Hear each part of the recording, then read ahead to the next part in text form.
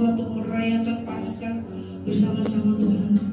Kiranya Engkau memberkati firman yang akan dibagikan, yang akan disampaikan kepada setiap kami Bapa. Kami mempersiapkan hati kami mau mendengar firman-Mu. Bila benih firman-Mu itu boleh tertanam Tuhan, tertancap, bertumbuh dan berbuah. Kami mau lakukan dalam kehidupan kami sehari-hari. Terima kasih Engkau memberkati Tuhan. Engkau yang sedang akan menyampaikan firman, Engkau urapi, Engkau tubuh dengan kuasa darah-Mu. Di dalam nama Tuhan Yesus, bila kami tetap tinggal tenang Tuhan, menikmati hadirat-Mu sampai selesai ibadah ini. Di dalam nama Yesus kami berdoa dan mengucap syukur. Haleluya. Pagi ini kita belajar bagaimana kita menjadi seorang murid. Tahukah kalian, banyak orang itu kepingin berguru dengan orang yang dianggap hebat. Betul ya? Kalau kalian punya hobi main musik, pasti saudara kepingin berguru sama yang jago musik. Kalau kalian suka dengan yang namanya fisika, kalian pasti akan belajar sama orang-orang yang jago di fisika. Kalau kalian suka membangun, pasti kalian suka akan belajar dari orang insinyur yang hebat-hebat yang bisa bangun bangunan yang bagus-bagus. Nah, yang pertama ya, coba dibuka. Yang ya, semua berarti bisa dilihat ya, dilihat ya. Pertama ya, harga menjadi murid. Maksudnya apa harga itu? Cara menjadi murid. Coba ulangi, apa itu harga? Cara menjadi murid.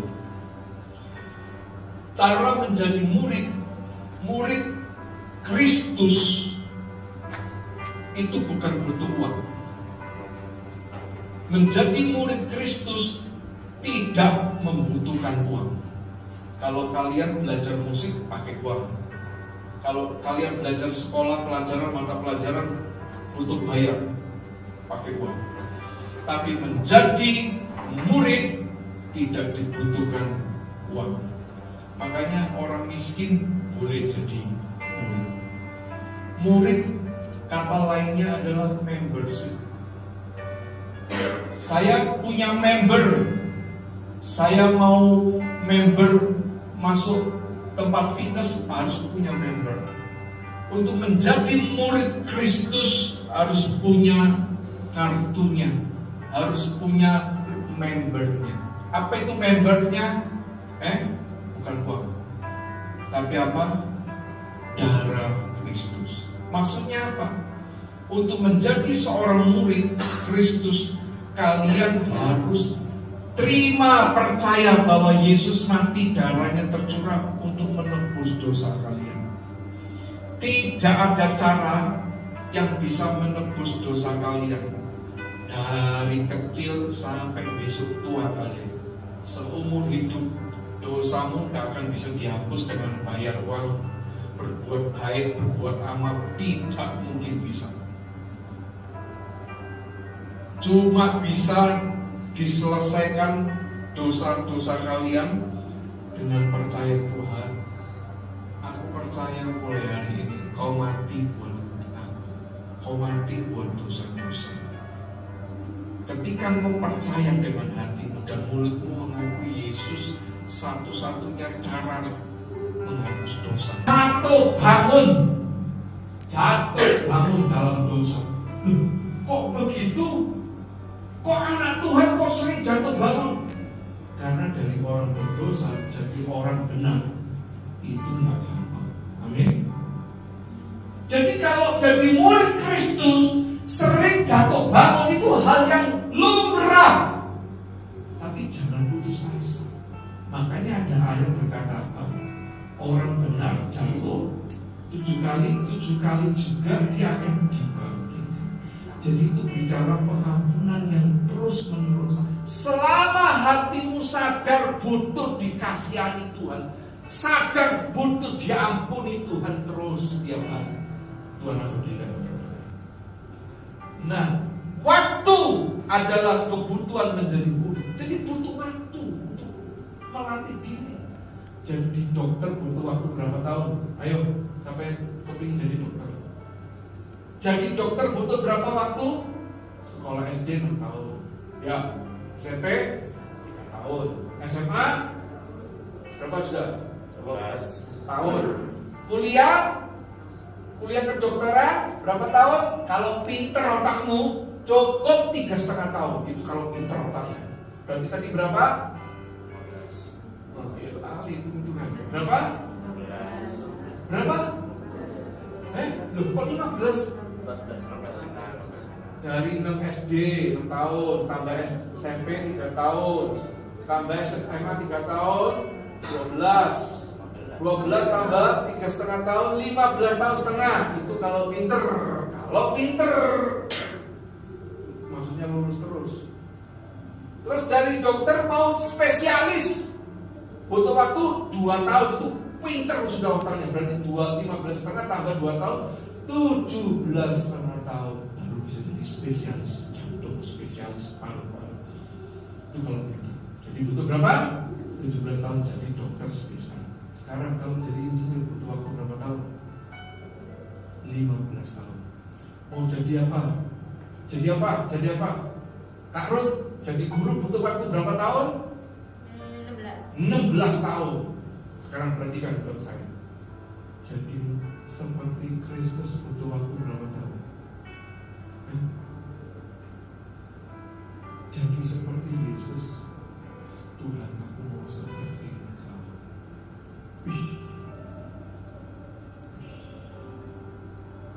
Cukup dari 15 tahun. Cukup dari 20 tahun. Seumur hidup. Makanya untuk jadi murid Kristus dibutuhkan waktu seumur hidupmu melatih diri. Menjadi murid dibutuhkan harga, menjadi murid dibutuhkan karakter konsisten. Apa itu karakter? Tahu karakter itu apa? Karakter itu kebiasaan. Bilang karakter adalah kebiasaan. 2, 3. Karakter adalah kebiasaan. Tahu nggak kebiasaan? Janji sama teman, bujuk. Mungkin hal sekali teman orang bilang biasa, mungkin dia lupa. Tapi kalau terus-terusan lupa, itu namanya bukan lupa lagi, tapi kebiasaan. Itu namanya karakter. Janji nggak bisa ditepati dan sering tidak ditepati, itu namanya itu karakter. Jadi karakter murid itu perlu jadi murid. Harga untuk jadi murid itu butuh karakter yang konsisten. Gimana kalian bisa punya karakter kalau nggak ada yang ngajarin, nggak ada yang latih, nggak ada gurunya, nggak ada pelatihnya, nggak mungkin bisa. Berikutnya, tanpa semua itu, seorang murid Kristus kalau tanpa guru, tanpa belajar, tanpa waktu untuk melatih, tanpa karakter yang konsisten, seorang murid akan jadi apa? Tahu nggak liar? Tahu nggak liar? Liar coba apa kalau tahu liar itu apa? Jelasin. Kamu apa? Liar itu apa? Ayo. Tahu ngomong liar tapi kan bingung. Apa? Tidak tahu aturan. Yang lain, pengertian liar itu apa yang lain? Satu bagus, tidak tahu aturan. Yang lain apa? Liar itu apa? Suka melanggar. Yang lain bagus. Nih kamu nyok. Apa itu liar? Liar. Kamu apa ayo? Pikir ayo. Apa itu liar? Sembrono. Ya bolehlah, tapi lebih itu masih halus. Sembrono itu hanya karena lupa. Tapi kalau liar itu bukan karena lupa, tapi karena kebiasaan. Beda ya. Kalau lupa itu sesekali kita malu. Tapi kalau kebiasaan itu sesuatu yang disengaja dan diulang-ulangi, sudah dinasihati, diingatkan, tapi tetap dilanggar. Nah itu namanya kebiasaan. Apanya? Tidak taat. Jadi kalau seorang murid tanpa semua yang poin pertama tadi itu tidak akan jadi liar. Contohnya seperti apa? Murid Kristus yang liar. Tahu nggak contohnya? Mau tahu contohnya? Suka pindah-pindah gereja. Gereja itu kayak rumah. Kamu bisa nggak? Coba lihat ke saya. Bisa nggak kalian tuh sekolah hari seminggu di Petra, minggu depan di Betel Solo, minggu depannya lagi di mana gitu? Bisa nggak? Kenapa nggak boleh? Dalam dunia kerja, ketika kamu besok nanti masuk dalam dunia kerja, baru kerja 3 bulan di perusahaan A, pindah perusahaan B, setelah 3 bulan pindah perusahaan C, begitu terus. Kira-kira kalian diterima nggak jadi karyawan di perusahaan itu? Guru yang hebat, bos yang bijaksana akan menilai ini orang liar, ini karyawan liar, ini murid liar ini. Kalau dia jadi murid saya, bukannya dia akan berguru dengan baik, dia malah merusak murid yang lain yang rindu untuk jadi lebih baik. Makanya lihat kata Alkitab. Coba dibuka. Buka satu ayat ya.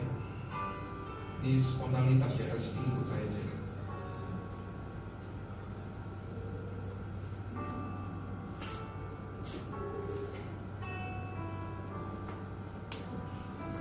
Coba dibuka Injil Yohanes 10 ayat 27. Jangan ditampilkan di sini biar mereka belajar buka dia. Supaya mereka belajar interaktif. Sudah dapat? Yang sudah dapat bilang amin. Ingatkan saya ya, guru-guru staf, waktu saya kalau sudah habis. Injil Yohanes 10, bukan surat Yohanes ya. Ada 2 macam Yohanes ya. Satu Injil Yohanes, sama satunya lagi surat Yohanes. Buka Injil Yohanes pasal 10 ayat 27. Yang sudah bilang amin. Dapat? Amin? Tunggu yang lain. Sudah semua? Ayo baca sama-sama ya. 2, 3. Domba-dombaku mendengarkan suaraku, dan aku mengenal mereka, dan mereka mengikutiku. Tahu nggak siapa itu domba? Domba itu adalah kalian yang jadi member, yang jadi murid. Coba perhatikan lagi. Domba-dombaku mendengar suara. Jadi salah satu ciri menjadi murid Kristus yang tidak liar itu adalah dia dengar suara gembala. Dan domba itu bisa bedain mana suara yang bukan gembalanya sama yang gembala. Apa bedanya domba sama wedus? Wedus? Apa bedanya? Jangan bilang beda kalimatnya ya. Beda bulunya. Apa bedanya domba sama kambing? Dalam hal sifat. Kambing itu sukanya apa? Nyeruduk. Pernah dekati kambing? Maksudnya kasih apa itu namanya? Kasih apa itu daun? Seruduk. Dipikir kita itu musuh. Tapi kalau domba enggak. Tapi ada domba yang juga bertanduk, itu domba mogok. Domba yang betul-betul domba itu ya, gak pernah mau melawan, lemah dia itu. Makanya selalu jadi sasaran serigala. Makanya fungsinya leadership, guru-guru remaja. Posisinya harus di depan domba atau di belakang domba. Ya? Posisinya di mana? Kenapa kok di depan? Apa bedanya gembala domba dengan gembala bebek? Gembala bebek itu posisinya di mana? Di belakang. Resikonya yang tanggung bebek.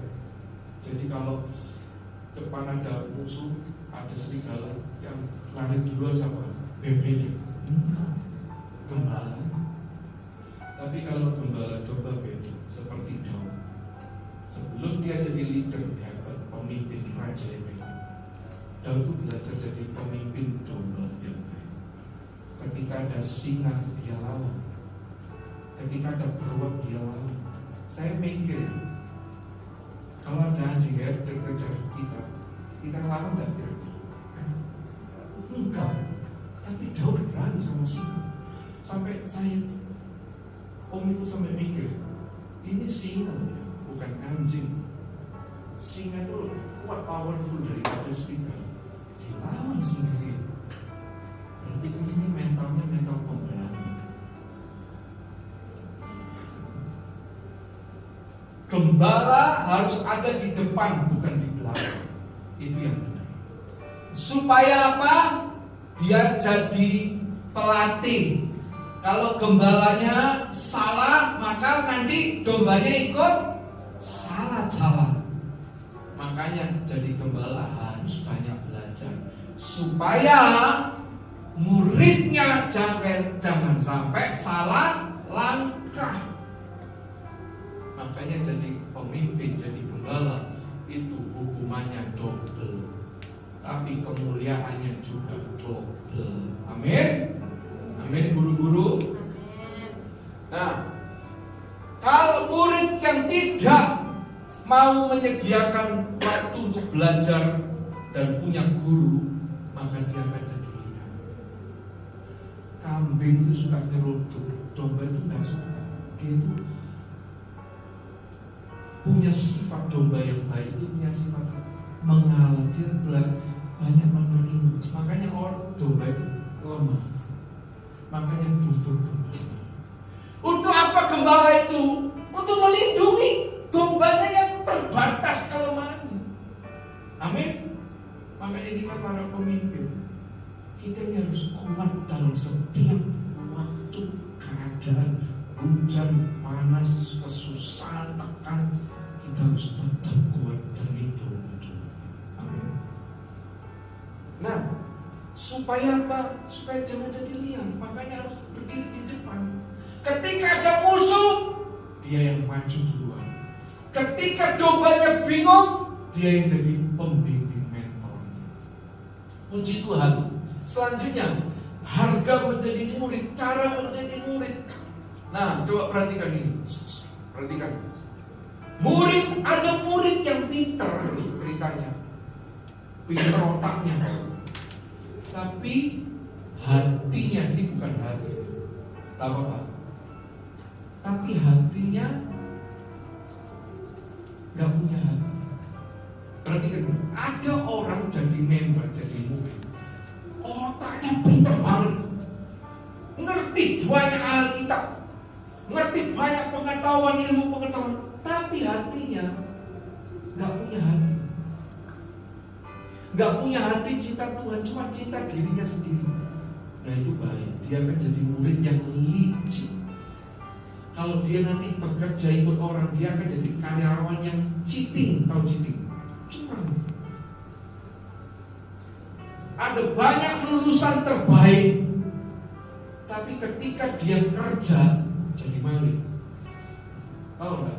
Hacker itu maling, bisa bobol sana sini. Pintar otaknya, tapi hatinya nggak punya hati. Kalau kalian jadi bos suatu saat nanti, bangun perusahaan, pasti kalian jadi bos yang licik. Tahu bos yang licik? Karyawan sudah kerja sungguh-sungguh, tapi gajinya dipotong terus. Nah, itu licik. Harusnya karyawan dapat bonus, dan dikasih bonus alasannya perusahaannya lagi rugi lah. Licik. Pinter bangun perusahaan, tapi nggak punya hati, nggak pakai hati. Nah, ini murid yang licik. Tapi ada lagi murid yang berikutnya, yaitu murid ini punya hati, ingin belajar, tapi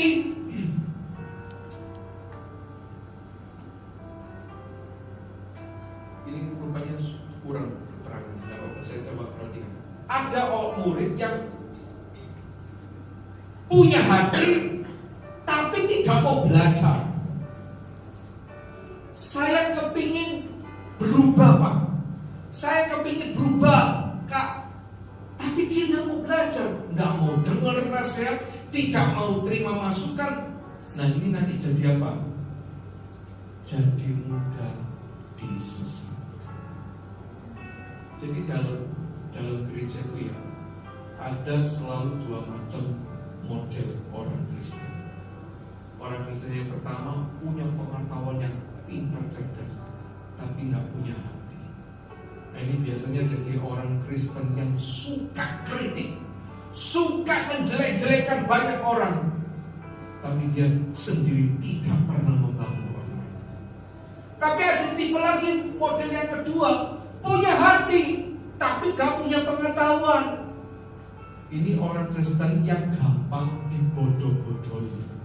Karena mujizat, percaya kalau itu kuasa Tuhan, belum tentu itu kuasa Tuhan. Karena setan juga bisa menyembuhkan, betul tidak? Kamu kalau ikuti ibadah ini, kamu akan diberkati jadi kaya raya. Terus kalian percaya datang, minta tumpang tangan.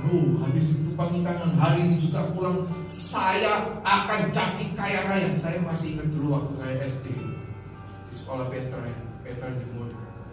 Waktu itu tiba-tiba semua murid suruh berbaris di lapangan. Saya bingung ngapain. Ternyata ada seperti yang saya ada promosi yang namanya waktu itu susu Milo. Wah, waktu itu pertama kali Milo itu masih baru pertama muncul.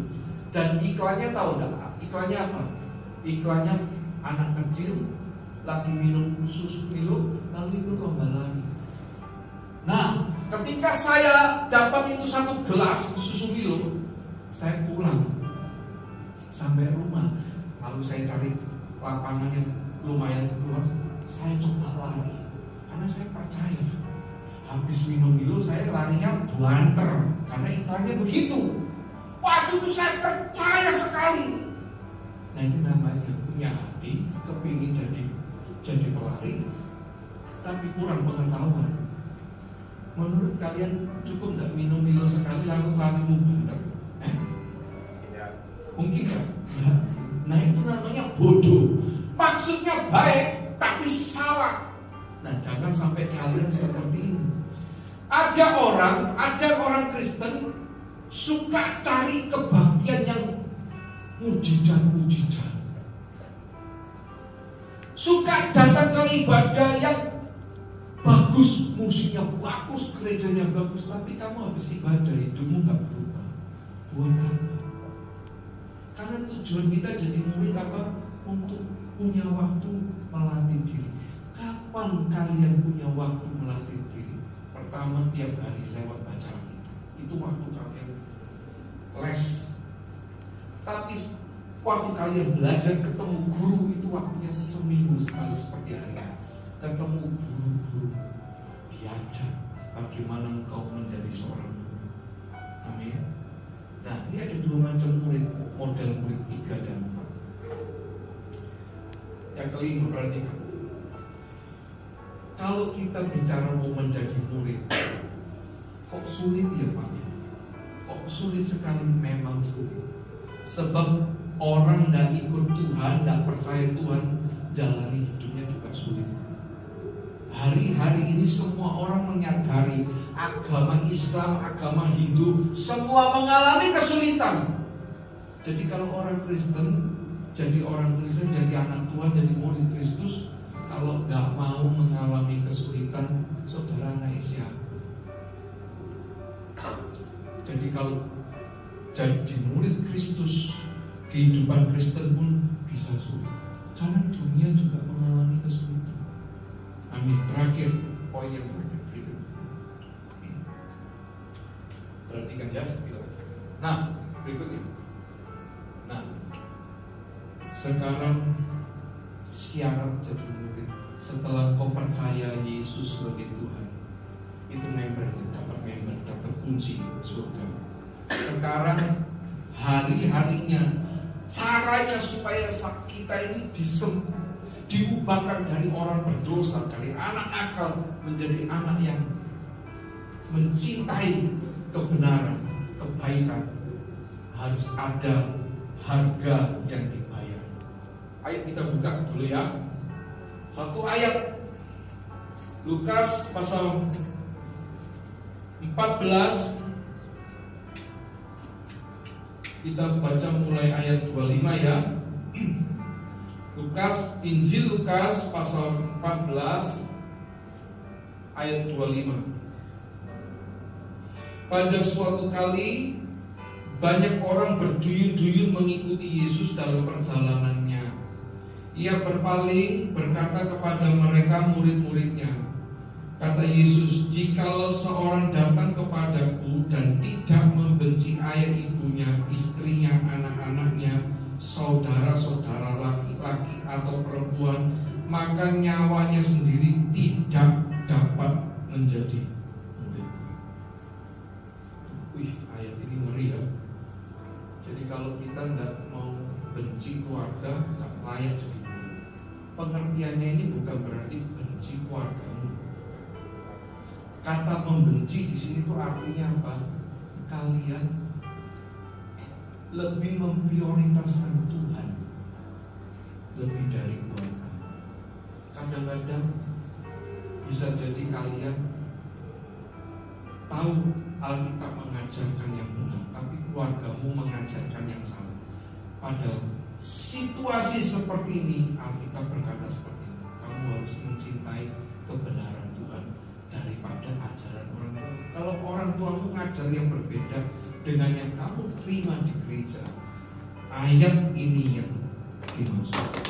Siapa yang ikut aku, kata Yesus, jadi muridku, dia harus mencintai aku, membenci keluarga daripada lebih mencintai aku daripada keluarga. Harus lebih membenci keluarga daripada mencintai keluarga. Maksudnya kalau ada ajaran-ajaran di rumah keluarga kalian yang tidak sesuai dengan ajaran Kristus, guru kita, guru yang aku, kita tidak boleh mengikuti ajaran keluarga yang sama. Kalau selama orang tua mengajar kita tidak ngajarin berbuat dosa, nurut dulu, nurut saja. Kalau misalnya keluarga bilang, nah kamu kok tiap minggu gereja 10 kali, kurangi, nurut. Karena itu maksudnya baik, tidak bertentangan dengan ajaran firman Tuhan. Tapi kalau keluargamu ngajarin, nah jangan ke gereja sama sekali, wah ini bertentangan dengan saya harus hormati orang tua atau saya harus melawan jangan diikuti ajaran orang tua, tapi hatimu tetap hargai hormati orang tua dengan menjawab yang sopan. Itu cara menghormati orang tua, tapi jangan diikuti ajaran yang keliru. Itu maksudnya. Bisa dimengerti, bisa pahami apa itu. Nah sekarang yang pertama, terakhir ya, harga yang pertama harus menyangkal diri. Menyangkal diri itu artinya menjadi murid berarti melepaskan keinginan pribadi, ego demi mengutamakan kehendak Tuhan. Ini melibatkan kerelaan, kesediaan untuk menempatkan kebenaran Allah di atas keinginan. Adik-adik, belajar taat pada kehendak Allah itu namanya menyangkal diri. Kenapa kok ada istilah menyangkal diri? Karena kecenderungan daging kita apa? Melawan kehendak Tuhan. Contoh ya, ayo memberi. Daging kan bilang, aduh jangan, saya mau pakai uang ini untuk keinginan saya, mau shopping, mau belanja di TikTok saya, mau belanja. Tapi kalian diajak Tuhan real. Nah ini namanya kita belajar menyangkal diri. Berapa menit? 5 menit lagi. Yang kedua, harga yang dibayar untuk seorang murid. Kedua, memikul salib. Maksudnya apa? Memikul salib bukan sekedar menghadapi masalah hidup biasa, melainkan kerelaan untuk menderita, rela ditolak, rela berkorban demi iman kepada kepada Kristus. Ini adalah komitmen harian, komitmen setiap hari untuk tetap setia meskipun menghadapi kesulitan. Jadi yang kedua syaratnya, caranya belajar menjadi murid Kristus sampai kita menjadi seperti Kristus guru kita adalah belajar pikul sama. Jadi orang Kristen itu bebas dari kesusahan, bebas dari penderitaan.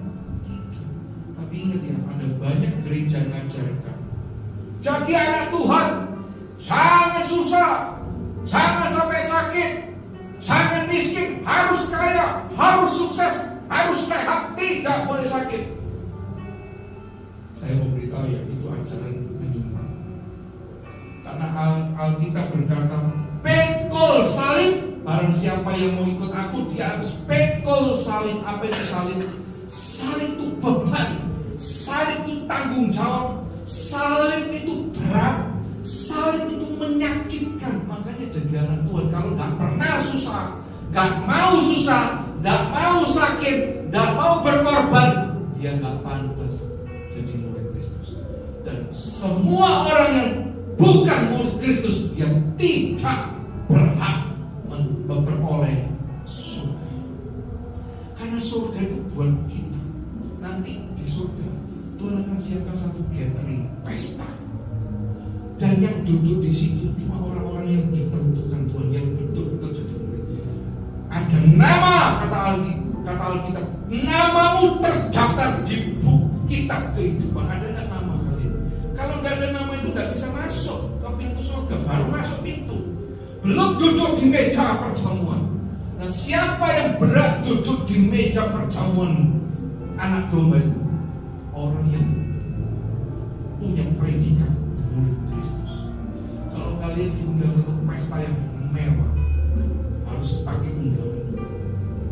Nanti perjamuan di surga itu Tuhan minta hanya orang yang jadi murid Kristus yang boleh duduk di situ. Dan nanti lihat ya, kita berkata, pesta perjamuan anak domba nanti yang melayani siapa? Yang melayani siapa? Yang melayani itu Tuhan. Kayaknya ada nggak kita tamu undangan datang ke sebuah pesta lalu dilayani sama yang undang? Ada nggak? Nggak ada. Tapi cuma itu Yesus yang sama. Begitu kita masuk surga, duduk di meja perjamuan anak domba, yang melayani itu Tuhan, bukan kita melayani Tuhan. Karena kata Tuhan, kamu sudah cukup menderita sekarang aku ganti penderitaan dengan sukacita yang luar biasa. Di surga itu tidak ada lagi sedih, tidak ada lagi air mata. Sukacita yang selalu update, selalu baru setiap hari, luar biasa. Dan kita semua sedang mempersiapkan diri untuk jadi murid. Amin. Sampai di sini dulu. Ayo kita berdoa bersama-sama.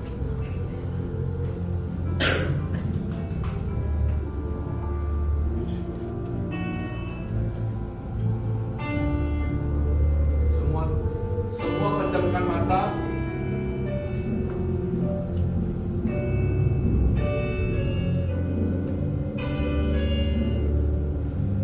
Ambil waktu 1-2 menit. Coba ingat apa yang sudah kalian dengar tadi. Kalian renungkan sebentar 1 menit.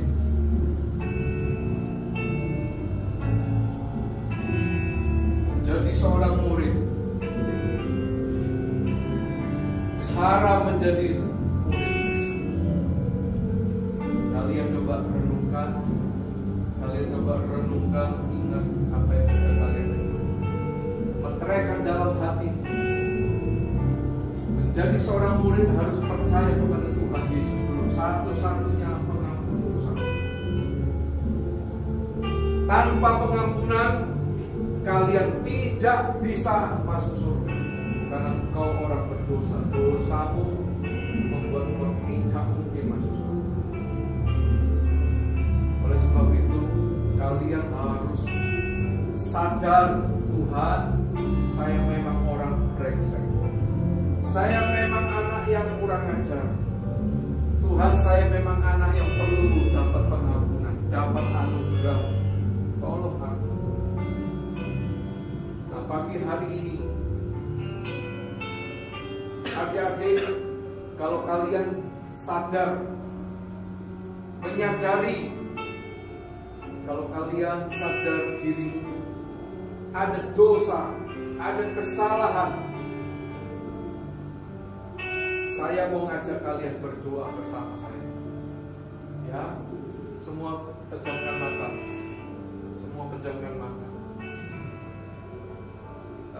Kalian lipat tangan, semua fokus pada dirinya sendiri. Ikuti saya berdoa. Tuhan Yesus. Tuhan Yesus. Ini saya. Saya membutuhkan Engkau. Saya sudah dengar firman. Menjadi murid. Tolong aku supaya aku buka hati untuk firman Tuhan. Tolong aku supaya aku menjadi murid. Aku sudah dengar bahwa aku orang berdosa. Aku perlu diselamatkan. Aku perlu diampuni. Ampuni aku. Tolong aku supaya aku diampuni. Aku mau percaya dan aku buka hati siang hari ini untuk Engkau, Tuhan Yesus. Masuk di hati, tinggallah di hati, jadilah guru dan jadikan aku murid. Tuhan Yesus, tolong aku mau belajar setiap hari bagaimana menjadi murid. Ubah hidupku, ubah hatiku, ubah karakterku, ubah kebiasaanku menjadi lebih baik, menjadi lebih benar. Tuhan Yesus, ampunilah setiap dosa-dosa, semua dosa-dosa yang belum aku sadari, yang belum aku akui. Ampuni semua. Siang hari ini aku undang Roh-Mu tinggal di hatiku. Beri aku sukacita, memberi aku hati yang baru, hati yang mengasihi Engkau. Terima kasih Tuhan Yesus. Nah, sekarang adik-adik, kalian tetap tutup mata sejenak lagi. Kalian berdoa, naikkan doa apa yang kamu minta, apa yang kamu inginkan. Berdoa saja, mulai berdoa, karena kalian sudah menjadi milik Tuhan, menjadi murid Kristus. Sekarang berdoa dari hati ini, apa yang kalian mampu dan lakukan buat diri. Mulai berdoa 1 menit ya.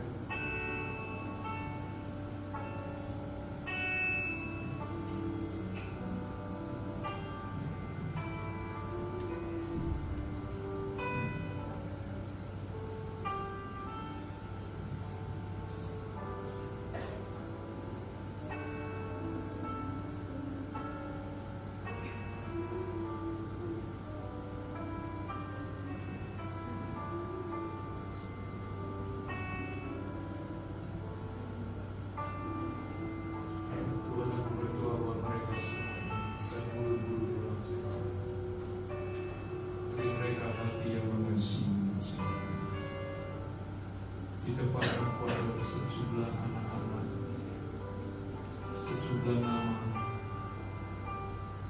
yang dipercayakan kepada kami para staf, untuk kami gembala, untuk kami bimbing. Tuhan mampukan kami bersama.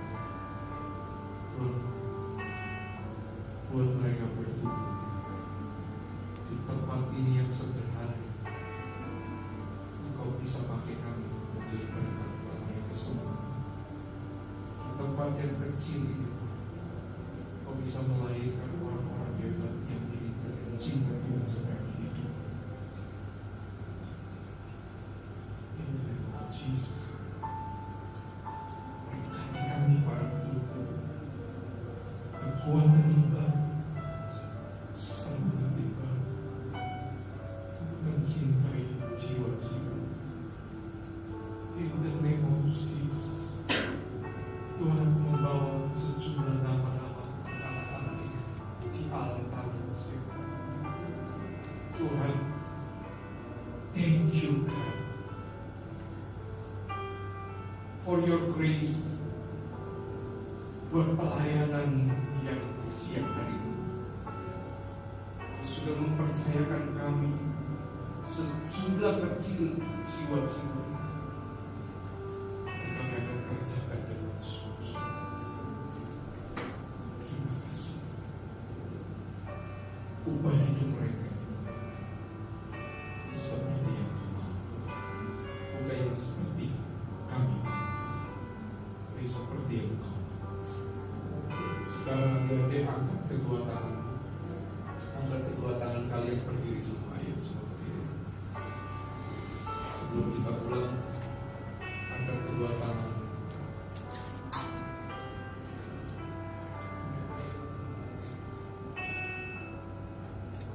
Terimalah berkat